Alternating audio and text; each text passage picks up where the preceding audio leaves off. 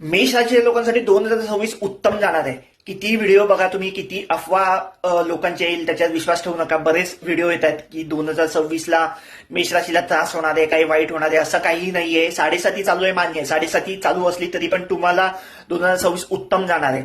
आता 7.5 आहे तर आपण समजा मी म्हणतो तसं की चंद्ररास तुमच्या कुंडलीत कुठल्या स्थानी आहे त्याच्यावर अवलंबून आहे तुम्हाला फळं कशा मिळतील. पण आपण उदाहरण एक धरूया की मेष लग्न आहे तुमचं, तर शनिदेव तुमच्या 12व्या स्थानात आहे. 12व्या स्थान असल्यामुळे खर्चाचं स्थान आहे, आरोग्याचं स्थान आहे. त्याच्यामुळे थोडेसे साहजिकच खर्च वाढतील, आरोग्यावर खर्च जास्त होईल. पण हे नॉर्मल आहे. ह्याच्यात 7.5 आहे म्हणूनच माझं वाईट होतोय असं काही नाहीये. घरासंबंधित काही काम असेल, तुमचं घर घ्यायचंय, घर विकायचंय, जमीन घ्यायची, जमीन विकायचंय, घर भाड्याने द्यायचंय, एखादं घर विकलं जात नाहीये, तर ह्या सगळ्या कामासाठी 2026 तुम्हाला उत्तम जाणार आहे. करिअरसाठी नवीन नवीन संधी येतील बघा तुम्हाला.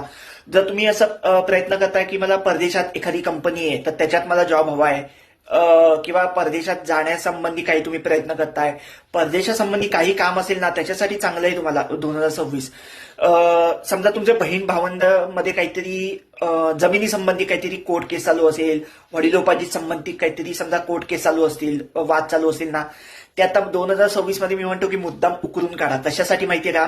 आता जर तुम्ही बसलात दोघे फॅमिली समोरासमोर, दोघेही तुम्ही सामोपचाराने अगदी शांततेत काही ना काही त्याच्यात निर्णय लागेल आणि व्यवस्थित ते पुढे जाईल. भांडण तंटा होणार नाहीये आता.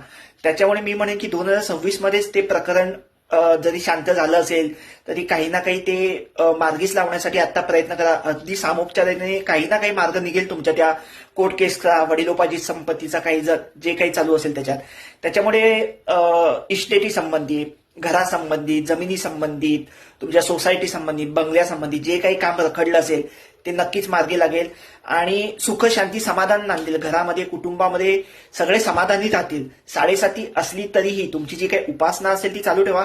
पण सगळं अगदी 7.5च्या काळात सुद्धा तुम्हाला मनशांती लागण्यासाठी हा काळ चांगला आहे. तुमचं अश्विनी, भरणी, कृत्तिका कुठलंही नक्षत्र असेल तरी 7.5चं 2026 वर्ष तुम्हाला उत्तम जाणार आहे. देवावर विश्वास ठेवा, तुमच्या प्रयत्नावर विश्वास ठेवा, पुढे सगळं काही छान होणार आहे. All the best.